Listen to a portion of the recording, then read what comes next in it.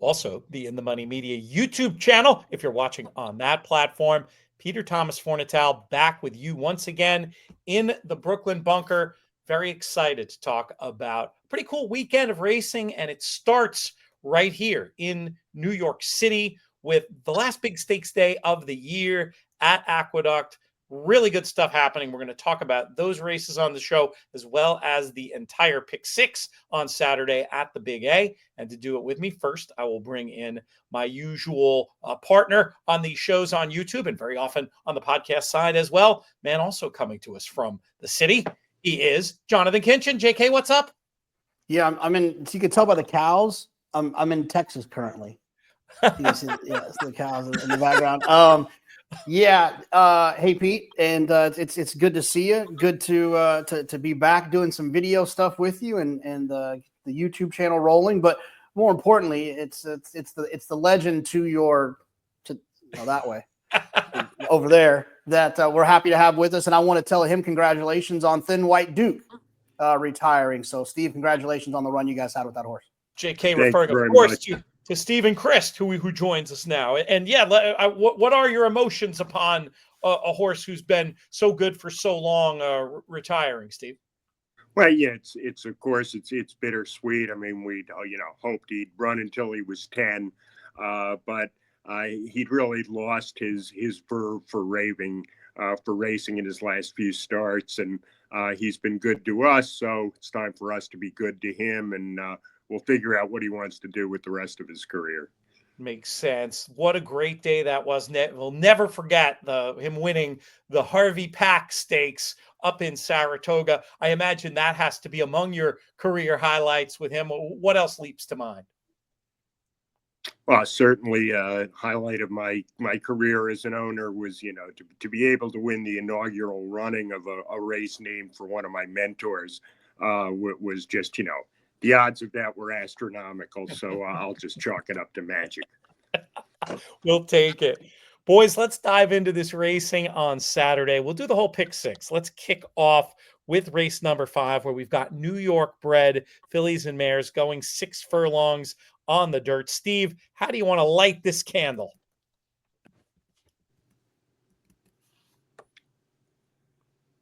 Yeah, I thought this was a very problematic race.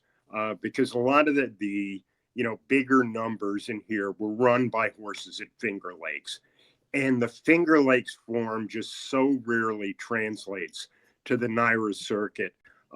And trainers so rarely translate. You have a trainer like, Michael Ferraro, who's like a leading trainer at Finger Lakes. And over the last 5 years at NYRA, he's 2 for 82.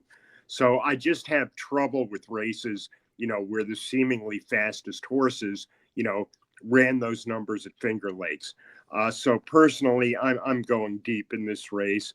I'm going 5 deep, sort of, with all the horses who are plausible. Who would those 1, be? 3, 4, 5, 9, I think. 1, 3, 4, 5, 9. For me, interesting. You left off one of the ones that I'm interested in here on that list. I thought Clement, was the place to start talking about this race. Al's Ruby made a lot of sense to me. Has a couple of nice looking works for the return to the races and some tactical speed. He's got good stats in the relevant categories.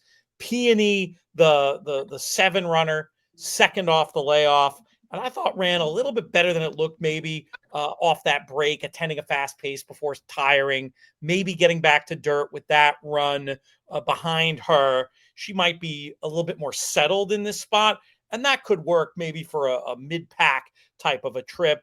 And another one that I thought was worth mentioning was the 11 runner, P. Mutter Pickle.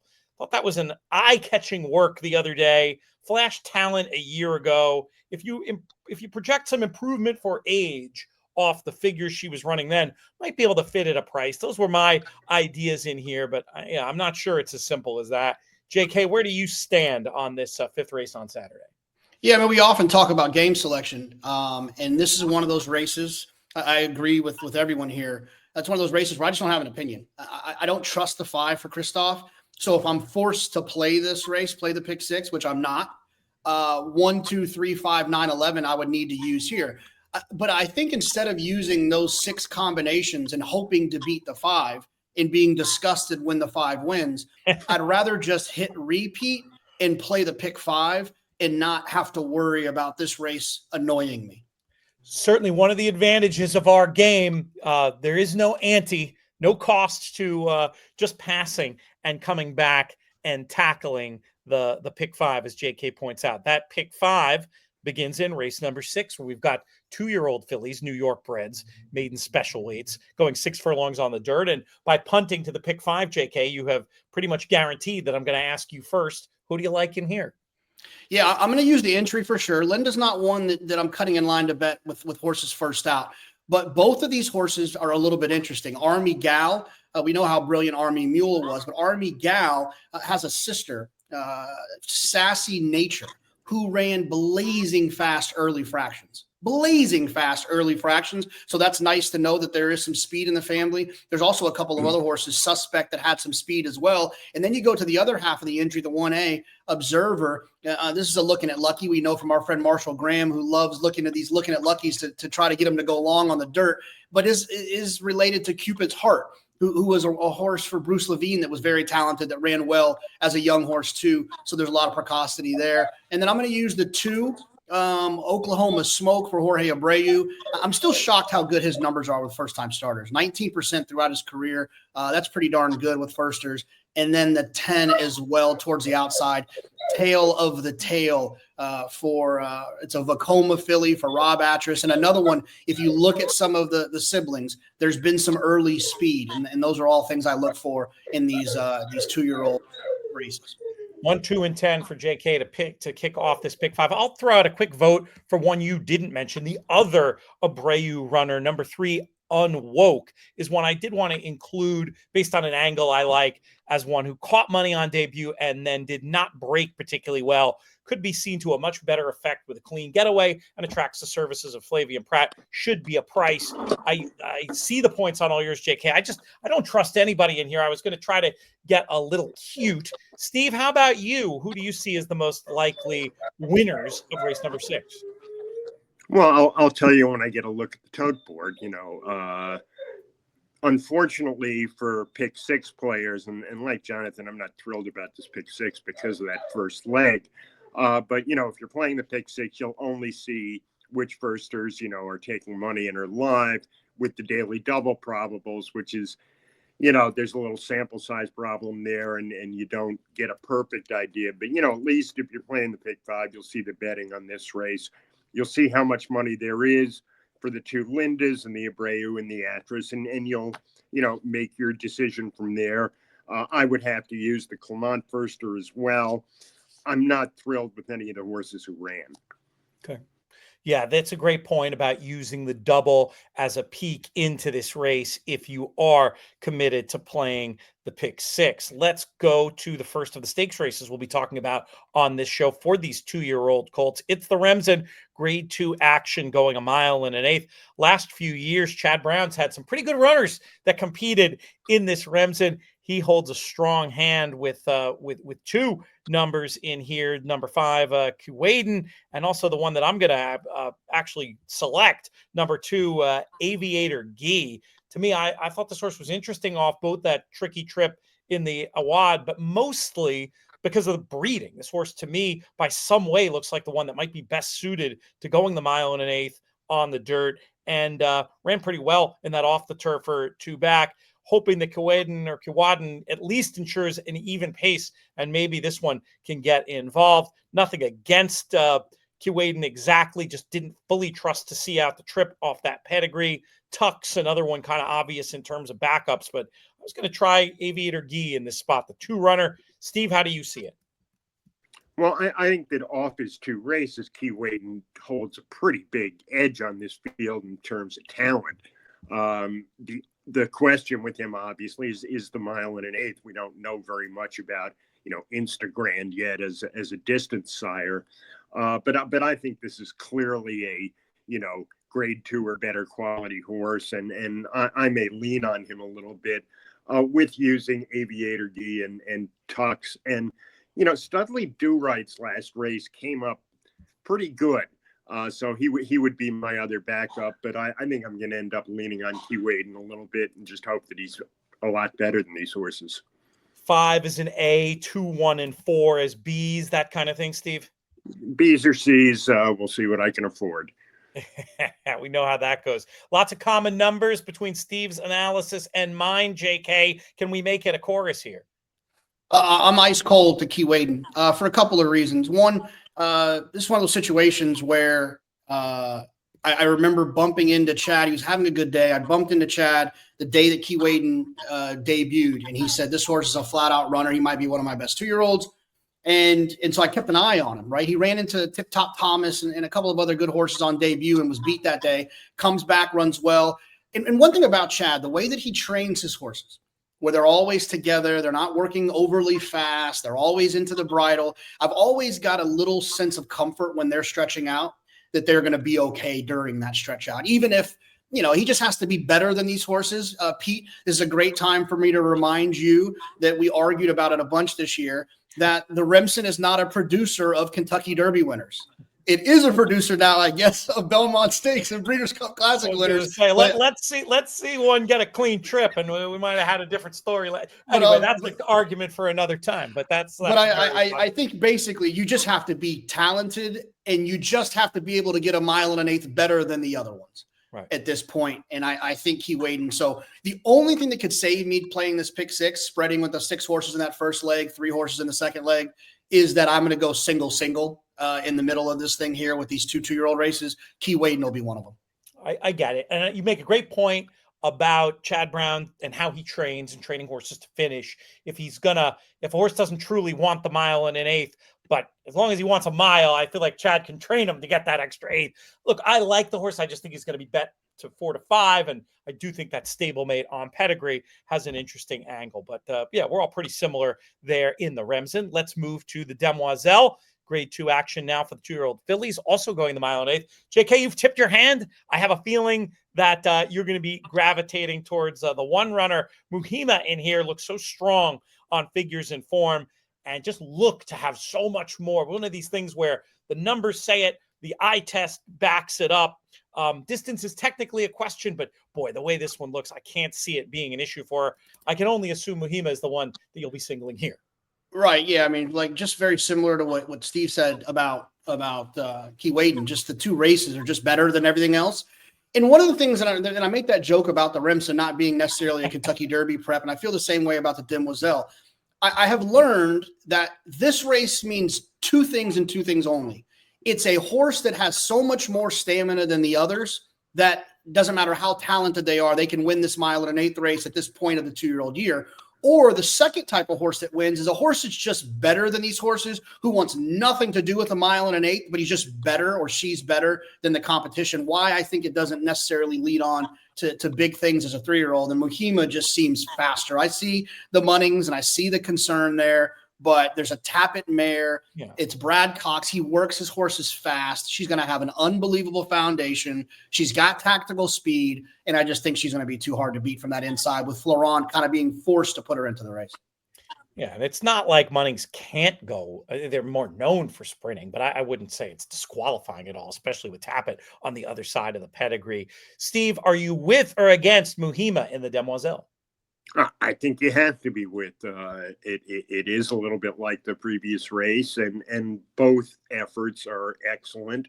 The other horse that I'm interested in and that I'll use, maybe in a kind of A-B capacity with the favorite, is Beauty Reigns. I really liked her debut. I think that's going to turn out to be a productive race. And well, there's a pedigree into mischief out of a Tappet mare. I have no concerns about the distance. Yeah, that was a nice run, showing speed early and late, and yeah, shaping like one and bred like one who could go farther, and and in some pretty good hands for the mile and eighth as well, with Bill Mott calling the shots. An interesting alternative to the favorite. Let's go to the race that gives the day its name. It's the 9th. It is the Cigar Mile Grade 2 action. Cool race this year. Really feels like a Grade 1. Technical grade aside, looked pretty open to me. Steve, who holds the cards for you in this year's Cigar Mile? Yeah, I think this is a really entertaining race, and there's a bunch of different ways that you could go in here. If you forced me to pick only two horses, I would use Senor Buscador and Post Time, but I don't think Mulligan's impossible stretching out in here. And I'm a little bit interested in a horse who looks too slow on paper at the moment, but I think Locked is an up-and-comer. Tremendous amount of talent, asking him a lot in here to step up into this kind of company. But I think this is a super talented horse, and maybe this is his coming out party. Interesting. I mean, definitely all among the horses I'd call contenders, but I found myself gravitating towards Bookham Danno in this spot, Steve. So I'm going to come back at you and ask you why he didn't make your short list of four. I felt like the mile should be within his reach. And the thing I like most about him is I just thought he had a chance to get the best trip with plenty of speed signed on, being able to set in behind that. And while I certainly respect the deeper closers you mentioned, I thought that Bookham Danno might have the opportunity to get the jump. Grade 1 winner looking to add to his resume in this spot. Hard trying, Jersey bred son of Buchero. What are your thoughts on Bookham Danno? Is he a peripheral contender for you, or is he one you're actually actively against? Somewhere between those two. My two problems with him are one, the rail in a field of 11 going a mile is very Not tricky. ideal. And maybe more importantly, this is his first start ever against older horses. And I think he's just stepping into a 1.5 levels up from the 3-year-old sprinters that he's been facing. Yeah, those are both fair points for sure. JK, where do you stand on the Cigar Mile? Yeah, look, I think this is a really fun race. Am I on mute? No, I'm not. Yes, No, you're good. Oh, good. How about that? I'll tell you when you're on mute. Don't worry. I like making fun of you for that. This race is exciting to me. I think the Cigar Mile, I probably am not the only one who wants this to come back to where it needs to be and be a grade 1. I think it's a great situation at the end of the year. Anyways, that's not even a Naira Homer thing. Cigar Mile should be a grade 1. Bookham Danno, for me, I'm kind of in Steve's camp on this one, and in a little bit of a different way. Some of his biggest performances, right? His Woody Stevens, his Alan Jerkins, where he ran third, that one turn thing that we love. He got huge setups both of those days. And so while there's the assumption that he's going to appreciate this one turn mile, I'm not convinced. Elite Power taught me that just because they're a late running sprinter doesn't mean they want more ground. And I think he'll be a short price because people they fell in love with him as a one turn horse. And how many times I'm going to have to watch him run second to Forever Young this week over the next couple of days is going to be agitating at best. That was a one-turn mile too, though, JK. No, that's what I'm saying, though. But yeah, but it doesn't mean he's going to beat these older horses in the Cigar Mile, is what I'm saying. Gotcha.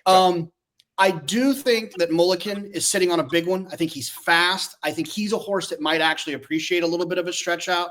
I think he could be dangerous. He's an A-type for me. Senor Buscador, A-type for me. Post Time, A-type for me. But the one horse that I do like that would be my top choice in here is Locked. If you look at Locke's Breeders' Cup Juvenile, and that form has held up with what we saw from Fierceness, he got a 1:16 time form US that day. That is within like 10 points of every other horse in here. That was when he was a 2-year-old. He came back. He ran fast again. He's got that opportunity to take another step forward for Todd Pletcher. We've seen what happens when 2-year-olds turn 3 and how much faster they can get. We've seen what happened when they can turn 4, like we got to see with Gunrunner and Frosted, and what I'm hoping we'll see from Sierra Leone and Fierceness. I think Locked grows up here and runs fast, and he's right in the wheelhouse with all of these other horses, and he'll be my top choice. But I'm not trying to beat Senor Buscador in Post Time and Mulligan, but I'm just saying that Locke's my top choice. And then I'll save a little bit, like I said, with Bookham Danno in case my whole monologue about him was wrong. One other wagering point I want to make here. It just makes me think of Mike Maloney's book, Betting with an Edge, and the concept of the default super, where once in a while you see a field where there's just a very clear delineation between who the top horses are and the rest of the field. This to me feels like, and then ideally a default super, you'd be looking at 4 contenders. For me, it is 5 runners in here, but pick the one you want to, I'm going to pick the one I want to key and basically just cycle the others through and definitely make a run at the super in here. And the other thing I might do, depending on how the track's playing and some other factors as we get closer, is try to a little bit more have those deeper closers in the second, third, and fourth starts than on top. So just an idea I wanted to throw out there before we get to the pay leg, which is race number 10. We've got an allowance race going a mile, big full field here. And when it comes to this pick 6 on Cigar Mile Day, JK, how are we going to get paid? Yeah, I'm going to use the 4 commuted for Rob Falcone, who the horse ran well for McPeak. He got a nice figure, came back and basically matched that. So the horse is going in the right direction. I like when they match. It gives me a little bit of comfort. The 7 Reynolds Channel, it's just funny. This is a horse when I see him, I always get a little excited because Lee basically yelled at me for an entire summer about how this is the next fastest horse he's ever had. Yeah. And then I finally included the horse when he was 9-1 and he won at Saratoga. He's a talented horse that has a little bit of ability. And I think that in this group, he can get involved. And then the 8, Quick to Accuse, who the figure last time's not fast enough, but there is a couple of numbers back there at Aqueduct for Brad Cox that if he can find, this horse will be tough. I'll try to lock it up with those 3 and hope that I can get out of here alive. I will definitely just second the emotion on the 7 Reynolds Channel. I just feel like this is a much easier group than the horse faced last time. And I thought we'd just get a perfect mid-pack closing type trip in here. Steve, how about you? What numbers on your tickets to close things out? I hate to be so uncreative, but 4, 7, 8 for me as well. I just thought they're the right 3 horses. If I had to pick one of them, I've always been a Reynolds Channel fan. But if I can get alive going into this race with the 4, 7, and 8, I'll feel pretty good. Yeah, from a ticket construction point of view, so often these last races are these chaotic ones or the obvious favorite or a very hard to pick long shot. It's kind of nice to have one where I think we're all in agreement. You could probably lock up with a smaller, taking 3, feeling confident and going on with life and then trying to figure out which pools you want to express your opinion in. What's your gut, Steve, as to, from a wagering point of view, where most of your money will be going in the races that we talked about on the show? Is there a particular pool that you see yourself wading into? I really think I'm headed for the pick 5 rather than the pick 6. I really don't like that first leg. So of the pick 6, that is. But I don't expect this to be any kind of a life-changing pick 5. I mean, the Remsen and the Demoiselle, are both going to have odds on horses who, we all think are probably going to win. So it's probably a pick 5. Where rather than doing any spreading and a ton of backups, you may want to hit some of the combos really hard. There's not just because it's a 50-cent bet doesn't mean that you can't put in some of your tickets for $1 or $2, because this may well be one where you need to have it, 3 or 4 times in order to make any real money. JK, you've talked before about playing, all kinds of high increments in a bet like the pick 5, pick 4, pick 6. I assume that's how you'd be approaching this as well, or would you try to be casting a wider net in some of those races where you don't have as strong an opinion? Yeah, I mean, people always ask me, hey, if I'm playing the pick 5, should I always play it like this? And I always tell them, if you have any absolutes in this game, you're wrong. You have to in football terms, you got to take what the defense gives you. If they put 10 in the box and we run the football team and you just keep running the football, you're not going to win. You have to adjust. And I feel the same way about racing. You don't have to play the pick 5 because you're a pick 5 player. Sometimes the best way to approach it is with doubles or pick 3s or pick 6s or whatever the situation might be. And I just don't have a strong opinion in the first leg. And I love the opportunity to be able to try to hook up 2 very likely winners in the middle of the sequence as singles. And I think that if you can, the one thing that I have to remind myself not to do is when I have 2 singles like that in the pick 5 is to become over spready in other legs because I can afford it. I think you give away a lot of your edge by doing that. And I think one thing that you're better off doing is playing it like you're broke and hitting repeat until you're uncomfortable. Because I think what happens sometimes is people say, oh, I can let me toss this horse in and toss that horse in. Next thing you know, you can't hit repeat again because you're out of money. I would recommend people to play what you like and try to hit a home run rather than a base by getting a base by getting walked. You sounded a lot more comfortable making a football analogy than a baseball. Oh my God! I almost passed out. Boys, we're out of time. That was super fun. Let's do it again soon. Thanks so much, Steve. Thanks. Anytime.